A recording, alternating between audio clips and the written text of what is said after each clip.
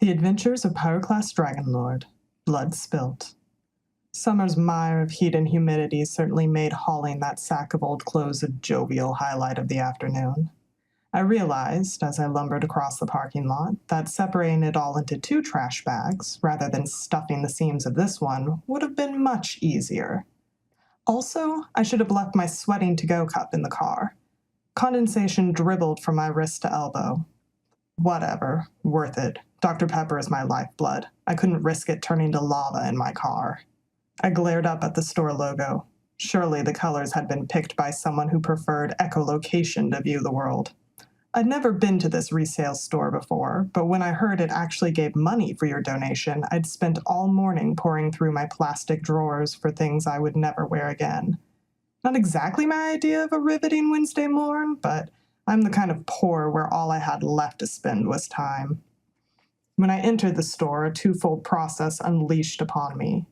One, eternal winter bit into my skin and froze the marrow of my core.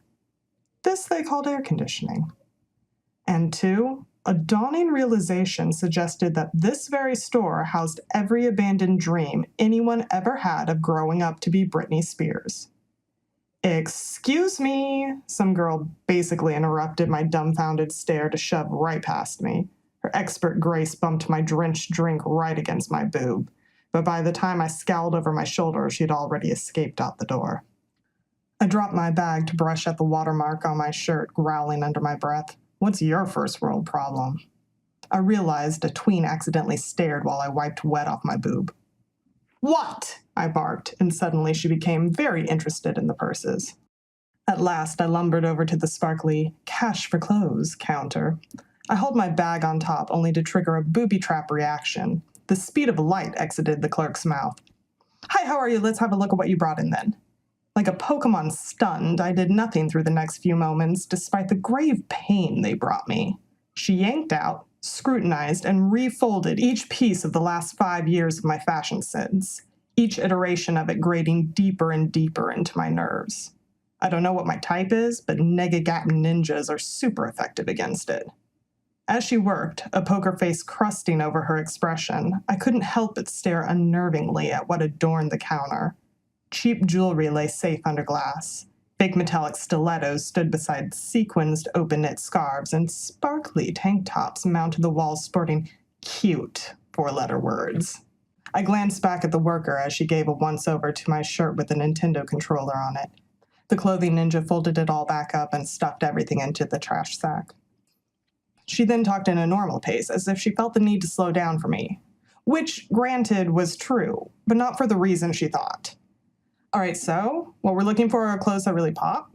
Something that really says something about your personality? The kind of thing you'd wear to a party? I'm telling you for next time," she pushed the bag back towards me, "because there's nothing here we'd pay money for. But feel free to shop around." We stared at each other for a moment. Blood roared in my ears. The longer the moment grew, the more her poker face turned into an air of leave. I kept the next words out of my mouth level. Very level. "Do they make you say that to everyone? Or are you making fun of me?" Her eyes rolled as she popped her gum. "What do you think?" My eyebrows raised far more calmly than my blood pressure. My head tilted down and down until I glared at her over my glasses. The ice clinked in the plastic cup I held, large beads of condensation audibly dripping to the sort of carpet below. Slowly, painstakingly slowly, the cup tilted. My hand turned from upright to thumb down like an ancient Roman sign of damnation. Dr. Pepper dribbled from the slit, streaming down the straw, splattering as high as the knee of my jeans. The lid held, and she only stared, jaw dropped, as my upturned cup just pissed everywhere. I forced myself to hold my gaze steady, very aware of the syrup soaking into the mesh of my hiking boot. The final drops faded out with sloshes of settling ice. Just as slowly, my hand turned the cup upright again, and I stretched my arm out to her, pro-offering the souvenir. "Could you throw that away for me?" The cup dropped to the counter, wobbled, and settled standing. I whipped the bag over my shoulder, sidestepping to keep my balance, and began for the door.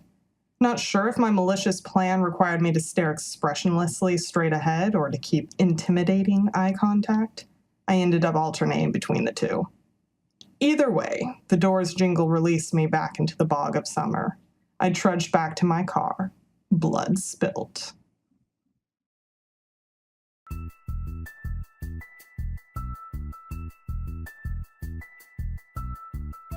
The mastermind behind Pyroclast Dragonlord is MP Hutton, with editing by Pulsar AudioWorks.